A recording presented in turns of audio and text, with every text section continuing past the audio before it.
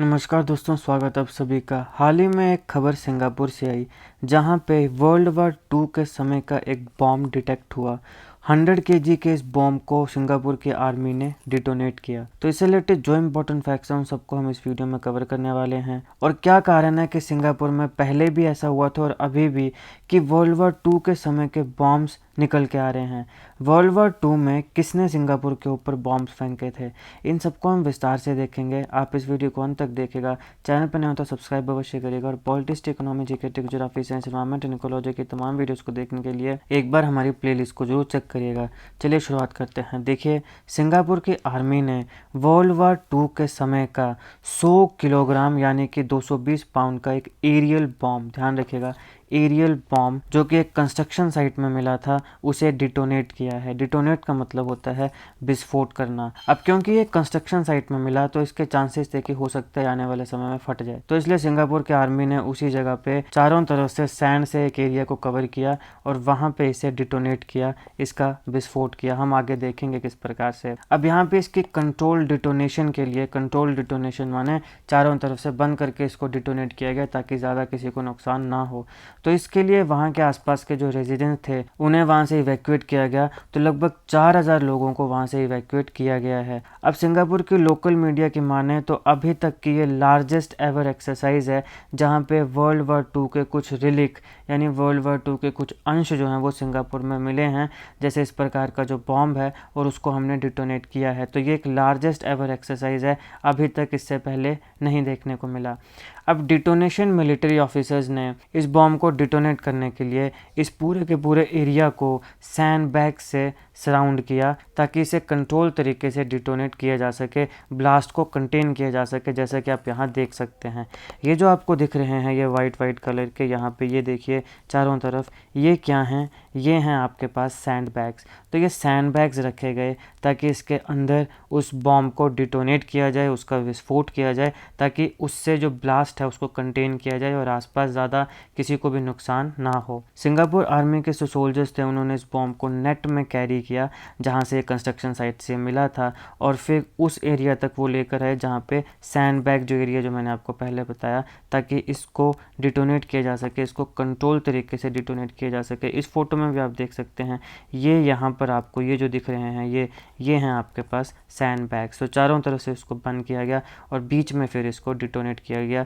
इसका जो विस्फोट है वो किया गया। सारी सराउंडिंग जो स्ट्रीट्स थी, आसपास जो भी जगहें थी, उन सबको एम्प्टी किया गया। मैंने आपको बताया कि लोगों को वहाँ से इवैक्यूएट किया गया, कार्स वगैरह सारी वहाँ से मूव कराई गई है ना, उस पूरे के पूरे एरिया को खाली किया गया और 200 मीटर का जो एरिया है उसको कॉर्डन किया गया, यानी वहाँ पे मिलिट्री थी ताकि उसके अंडर कोई ना आ सके, ताकि जो वहाँ के लोकल्स हैं उनको दूर रखा जा सके और वो ब्लास्ट से ट्रिगर ना हो जाए, मतलब डर ना जाए कि क्या हो गया और है ना, मतलब जान ना चल जाए या प्रॉपर्टी का नुकसान ना हो जाए। तो इस प्रकार की चीज़ें, लोग डर जाते हैं ना, जो आम आदमी है वो डर जाता है। और सिंगापुर की पुलिस ने ऑलरेडी रेजिडेंट्स को बता दिया था कि आपको डरने की ज़रूरत नहीं है जब लाउड एक्सप्लोजन होगा, क्योंकि ऑब्वियसली 100 केजी का बॉम्ब है तो इसकी एक्सप्लोजन भी बहुत ज़बरदस्त होगी। तो फिर वहाँ पे जो जनता है उनको पहले बताना ज़रूरी है, अवेयर करना ज़रूरी है कि वो डरे ना इस लाउड एक्सप्लोजन से और वो जो एरिया है वहाँ पे अवॉइड करें, यानी वहाँ पे ना जाएं, उससे दूर रहें।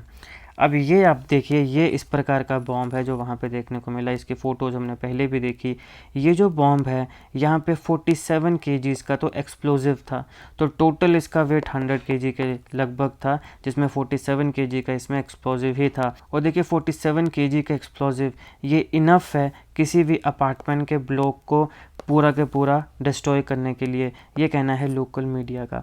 तो अगर मान लो इसको कंट्रोल तरीके से डिटोनेट नहीं किया जाता, विस्फोट इसका नहीं किया जाता और वैसे अगर ये फट जाता तो ना जाने कितने घरों को अपनी चपेट में ले लेता, ना जाने कितने लोगों को अपनी चपेट में ले लेता और कितने लोगों की मृत्यु हो जाती, जान माल का नुकसान हो जाता।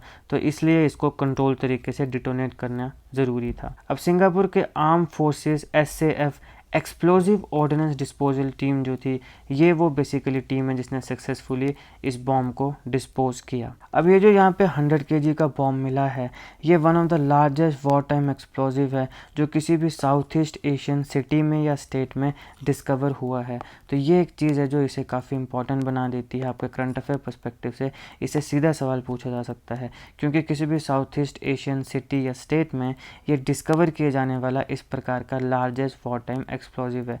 ऐसा नहीं है कि इस प्रकार के बॉम्ब पहले नहीं मिले हैं, सिंगापुर में भी पहले मिले हैं, बाकी कुछ कंट्रीज़ में भी पहले मिले हैं, लेकिन अभी तक का ये largest, one of the largest war time explosive है जो अभी हमें सिंगापुर में देखने को मिला है, किसी भी साउथ ईस्ट एशियन सिटी या स्टेट में जो डिस्कवर हुआ है। अभी यहाँ पे डिटोनेशन के बाद जो बिल्डिंग, जो रोड्स थे, उनको स्ट्रक्चरली सेफ डिक्लेयर कर दिया है और जो रेजिडेंट्स हैं उन्हें दोबारा अपने घरों में रिटर्न कर दिया है, यानी दोबारा उनको अपने अपने घरों में भेज दिया गया है। अब देखिए, इसी प्रकार का एक 100 kg का वर्ल्ड वॉर 2 का relic यानी बॉम्ब मिला था 2016 में, उसे भी डिस्पोज ऑफ किया गया था, लेकिन उस समय किसी भी सिविलियन की इवैक्यूएशंस नहीं हुई थी। तो बेसिकली उस समय कोई भी अगर एरिया रहा होगा तो वो सिविलियंस का जो रेजिडेंस है, जहाँ पे सिविलियंस रहते हैं, उससे दूर किया होगा, लेकिन इस बार ऐसा नहीं था, इसलिए सिविलियंस को वहाँ से इवैक्यूएट किया। पहले 2016 में जो इस प्रकार का एक बॉम्ब मिला था उसे भी डिस्पोज किया गया था, लेकिन उस समय इवैक्यूएशन सिविलियंस की नहीं हुई थी। अब बात करते हैं वर्ल्ड वॉर 2 की, कि सिंगापुर में ये बॉम्ब्स आए कहाँ से। सिंगापुर उस समय ब्रिटिशर्स की टेरिटरी थी। तो जब जापान और ब्रिटिशर्स के बीच में वर्ल्ड वॉर 2 में युद्ध छिड़ा, तो जापानीज़ ने ये प्लान बनाया कि सबसे पहले हम सिंगापुर को बॉम्ब करेंगे, उसके बाद हम बाकी ब्रिटिश कॉलोनीज़ की तरफ चलेंगे। तो बॉम्ब्स इंटेंसिफाई हुए जनवरी 1942 में। उसके बाद फिर 1942 में 8 फरवरी आते आते जापानीज़ ट्रूप्स जो थे वो इस आइलैंड में पहुंच गए, उन्होंने यहाँ पे लैंड किया। फिर धीरे धीरे वहाँ पे सिंगापुर के ब्रिटिश डिफेंडर्स जो थे, जो वहाँ पे ब्रिटिश कॉलोनियल आर्मी थी जो लड़ रही थी जापानीज़ के खिलाफ, वो धीरे धीरे सरेंडर करते गए और कुछ ही हफ्तों में सिंगापुर को जापान ने पूरी तरीके से कैप्चर कर लिया। उसके बाद 1942 से 45 तक सिंगापुर जो था वो जापानीज़ के अंडर रहा। जापानीज़ ने 3 साल 1942 टू 45 तक सिंगापुर को ऑक्यूपाई किया था। तो इस युद्ध के समय वहाँ पे जब इन्होंने अपने बॉम्बिंग इंटेंसिफाई करी अगेंस्ट ब्रिटिशर्स, तो क्योंकि उसमें जो ब्रिटिश कॉलोनी सिंगापुर थी, वहाँ पे इनका प्लान था कि सबसे पहले हम यहाँ बॉम्ब करेंगे। तो उस समय जो वहाँ बॉम्बिंग हुई तो उसमें से कई बॉम्ब जो थे वो फट गए, लेकिन कई जो हैं वो कहीं गुम हो गए, लापता हो गए। तो इस प्रकार के बॉम्ब्स बीच बीच में मिलते रहते हैं, जैसे 2016 में मिला और अभी 2023 में मिला। 1942 से 45 तक जो सिंगापुर है वो जापान के अंडर रहा है, ये आपने ध्यान रखना है। अब देखिए, पिछले काफ़ी समय से ये जो इस प्रकार के अनएक्सप्लोडेड डिवाइसेस हैं, ये हमें काफ़ी लैंड्स का सिटीज़ में देखने को मिले हैं और ये काफ़ी कंसर्निंग है, राइट, क्योंकि ये ऐसा भी हो सकता है भी फट भी सकते हैं या कुछ भी हो सकता है, राइट। तो इसलिए ये बहुत ही कंसर्निंग है। और अभी ये जो मिल जा रहे हैं तो उनका तो ठीक है कि चलो तुमने कंट्रोल डिटोनेशन कर दी, लेकिन अगर मान लो ऐसे और भी हों और उनको वो नहीं मिल पाए हों, और मान लो कि ऐसा कुछ चीज़ हो जाए, कुछ ट्रिगर हो जाए, है ना, और वो दोबारा मतलब फट जाए या जो भी है, तो फिर ये एक कॉज ऑफ कंसर्न बन सकता है।